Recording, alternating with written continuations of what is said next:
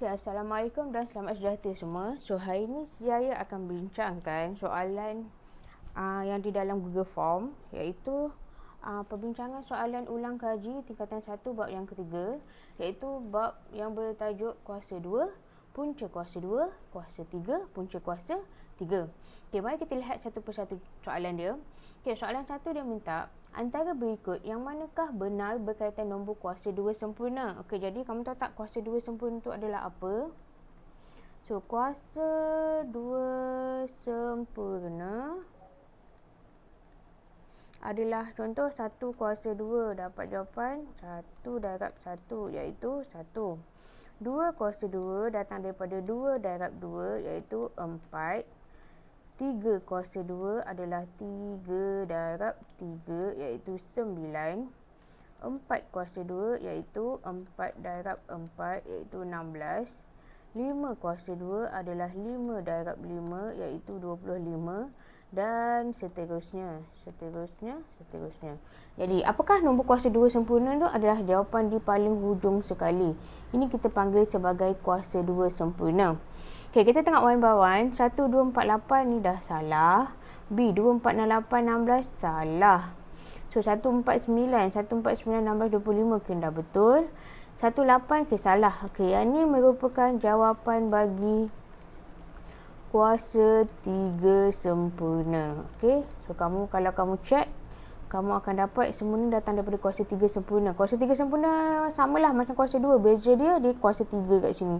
Okey, so jadi jawapan yang pertama adalah C.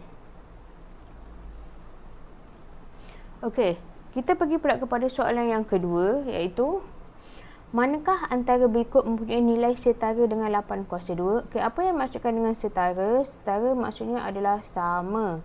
Maksudnya jawapan yang manakah dia sama dengan 8 kuasa 2? Okey, kita cari dulu. Apakah yang jawapan 8 kuasa 2? 8 kuasa 2 kamu akan dapat jawapan dia adalah 64. So, jadi cari satu persatu jawapan dekat sini dan tengok jawapan yang sama merupakan jawapan kepada untuk soalan ni.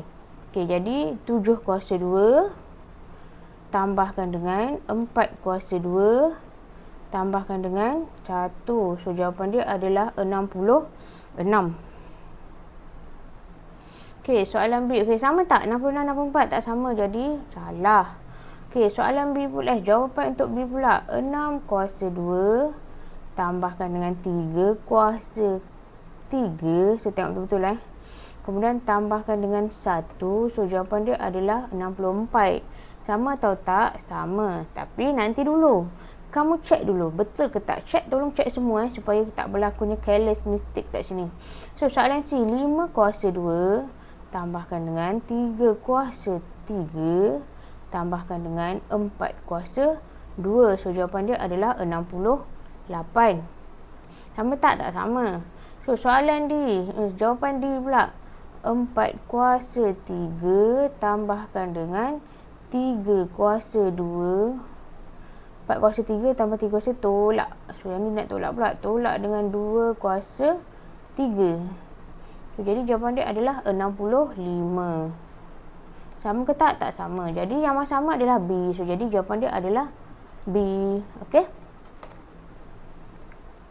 Okey, soalan yang ketiga dia kata diberi 0.3 sama dengan 0.3 kuasa 2 sama 0.09, 30 kuasa 2 bersama 900. Cari nilai 3 kuasa 2 tambah punca kuasa 2 0.000009.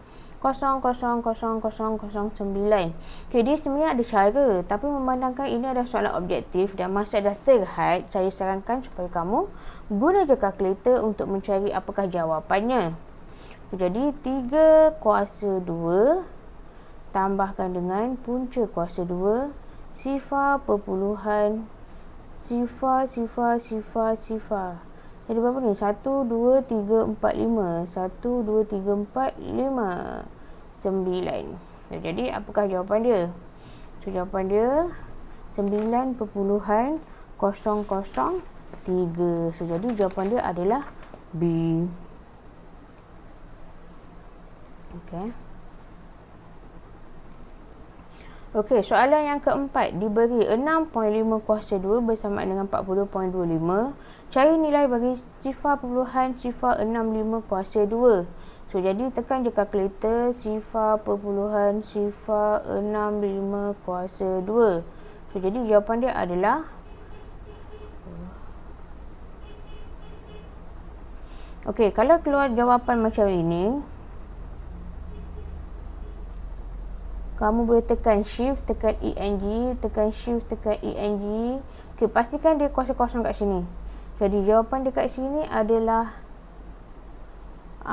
sifar perpuluhan sifar 4225. Sifar perpuluhan sifar 4225. So, jadi jawapan dia adalah C. Okey. So, jadi saya ulang balik Kalau berlakunya, saya buat balik. Sifar perpuluhan sifar 65 kuasa 2, tekan kalkulator yang ni. Tukarkan dalam bentuk perpuluhan. Kamu akan dapat yang ni kan? Yang ni dia ada negatif. Di sini dia ada negatif 3 ni. Saya tak nak ada negatif 3. Pastikan dia sifar. Tekan shift, S ni shift, tekan ENG, tekan shift, tekan ENG. Dia akan dapat sifar dekat sini. Jadi ini jawapan dia. Yang belakang ni tak perlu ambil. So, sifar puluhan sifar 4225. So, itu jawapan dia. Okey, boleh Okey, kita ke soalan yang seterusnya, iaitu soalan yang kelima. Dia bagi 25 kuasa 2 tolakkan dengan negatif 9 kuasa 3 dalam kurungan. Okey, nak guna kalkulator pun mesti sama seperti soalan. So, 25 kuasa 2 tolakkan dengan buka kurungan negatif 9 kuasa 3 baru tutup kurungan. Okey, jangan salah. Okey, so jadi jawapan dia adalah 1354. So, jadi jawapan dia adalah D. Okey, soalan yang keenam. Dia bagi dalam bentuk pengiraan juga. 5 kuasa 3, dalam kurungan 5 kuasa 3 tolak punca kuasa 2 196 tutup kurungan kuasa 2. Okey, buat juga buka kurungan 5 kuasa 3 tolak dengan punca kuasa 2 196. Kemudian kamu kena tutup kurungan. Kemudian kamu kena kuasakan dengan 2. Okey, so jadi jawapan dia adalah 1, 2, 3, 2, 1. So, iaitu jawapan dia adalah A. Okey, soalan nombor 7. Masih lagi operasi. So, iaitu dalam kurungan negatif 4/5 kuasa 3 bahagi dengan punca kuasa 2 64/15. So, jadi buka kurungan negatif buat pecahan 4/5. Tutup kurungan kuasa 3. Kemudian bahagi dengan punca kuasa 64 perkan dengan 15. Okey, jadi apakah jawapan dia? Jawapan dia adalah negatif 24/25. So, jadi jawapan dia adalah D. Okey, kita pergi kepada soalan yang ke-8. Okey, soalan ke-8 ni ada soalan penyelesaian masalah. Okey, dia bagi sekeping cardboard berkeluasan 0.64 meter kuasa 2 dipotong kepada 400 kepingan kecil terbentuk segi 4 sama sisi. Okey, sama sisi So, jadi hitung panjang dalam sentimeter. Okey, di dalam sentimeter pula bagi segi 4 sama itu. Dia nak panjang sahaja. So, dia bagi meter, dia nak cm. So, jadi apa nak buat? Okay, first dia ada pelbagai cara. Saya guna salah satu kaedahnya. Okay, 0.64 ni adalah dipotong pada 400 keping. Jadi, maksudnya kamu kena bahagikan 0.64 meter kuasa 2. Kamu kena bahagikan dengan 400 keping. Nak tahu setiap sekeping tu berapa keluasan dia? 0.64 bahagikan dengan 400, kamu akan dapat jawapan dia sebagai 0.00016. Okey, setiap satu ni dia nilai dia adalah 0.0016 meter kuasa 2. Meter square. Okey. So, jadi macam mana nak tukarkan ke dalam cm? Okey, disebabkan nak dapatkan meter square adalah meter darab meter. Okey, 1 meter bersamaan dengan 100 cm. So, jadi meter kepada meter maksudnya 100 kena darabkan dengan 100. So, kamu akan dapat 10,000. Okey? Sebab ada 4 sifar. Okey, 10,000. Jadi maksudnya meter square nak pergi kepada sentimeter square, kamu kena darabkan dengan 10,000. Okay, jadi 0.0016 darabkan dengan 10,000. So, apakah jawapan dia? Darabkan dengan 1, 2, 3, 4. 16. So, 16. Maksudnya dia sama sisi. Kotak ni dia ada luas dia adalah 16. So, jadi apa darab apa? Maksudnya punca kuasa nak cari panjang dia. Sebab yang ni semua nilai panjang dia sama kan. So, jadi nak capatkan nombor apa darabkan dengan nombor apa yang sama dapat 16. Kamu boleh buat 16 punca kuasa 2 iaitu 4. Maksudnya 4 kali 4 kamu akan dapat 16. So, jadi jawapan dia adalah D4. Okey. Okey, kita ke soalan penyelesaian masalah yang seterusnya iaitu soalan yang ke-9. Sejumlah 91,125 cm kuasa 3 dimasukkan ke dalam bekas berbentuk kubus. Okey, bekas yang berbentuk kubus bersisi 50 cm. Kubus ni kamu tahu kan? Bentuk kubus semua dia punya sisi adalah sama. Okey, ni kubus Sisi dia panjang, lebar dan tinggi semuanya adalah sama iaitu 50 cm. So 50. Hitung tinggi bekas yang tidak berisi air. So first kali kamu cari dulu isi pada kubus.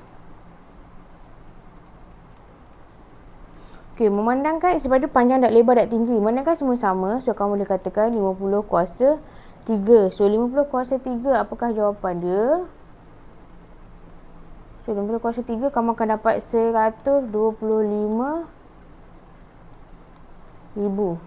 Okey. So, jadi 125,000 cm persegi. So, next. Yang dah guna adalah 91. So, jadi apakah baki dia? So, baki dia adalah 125,000 tolakkan dengan 91,125. So, kamu kira kamu akan dapat jawapan sebagai 125 sifar tolak dengan 91 125. So, jawapan dia adalah 33,875. 33,875 cm persegi padu. Okey, so next. Okey, ini adalah baki sebab dia kata hitung tinggi bekas yang tak berisi air. So, jadi maksudnya macam nak cari tinggi pula? Kan yang ni kamu tahu, panjang dengan lebar adalah 50. Tinggi tak tahu. Tapi berdasarkan isi padu kat sini, kamu boleh katakan tinggi bekas tidak berisi air 33,875 boleh bahagikan dengan 50 darabkan dengan 50. Kenapa 50 darab 50? Iaitu panjang darab lebar. So, kamu kirakan jawapan. So, 33,875 bahagi dengan 50 darab 50 iaitu dapat 13.55. Jadi jawapan dia adalah D. Alright. Okey, kita pergi pada soalan yang terakhir, soalan yang ke-10. Salmiza menyimpan sejumlah 10,000 di dalam sebuah bank. Pada tahun tertentu, bank itu memberikan 2.5% kadar pulangan dalam bentuk faedah simpanan. Berikutan prestasi baik bank itu, kadar itu telah dikuasa duakan. Maksudnya nilai kadar ni telah dikuasa duakan. Hitung jumlah simpanan Salmiza pada tahun tersebut. Maksudnya tahun yang prestasi baik ni. So, jadi macam nak cari nilai kadar adalah pulangan. Sebab dia nak hitung jumlah simpanan. So, jadi 2.5 kuasa 2 sebabkan dia peratus bahagikan dengan 100. So, kemudian kamu darabkan dengan berapa yang disimpan? Sebanyak 10,000. So, jadi apakah jawapan dia? 2.5 kuasa 2 perkan dengan 100. Kemudian darabkan dengan 10,000. So, kamu dapat nilai dia adalah 625 sebab dia nak jumlah kamu kena tambah yang asal. Jadi, 625 tambahkan dengan 10,000, kamu akan dapat RM10,625. So, jadi jawapan dia adalah C. Okay, saya harap kamu faham apa yang saya terangkan untuk bab yang ketiga. Dan kalau kamu dapat markah yang rendah, tolong buat semula sampai kamu boleh dapat perfect score. Okay, good luck untuk exam kamu. Terima kasih.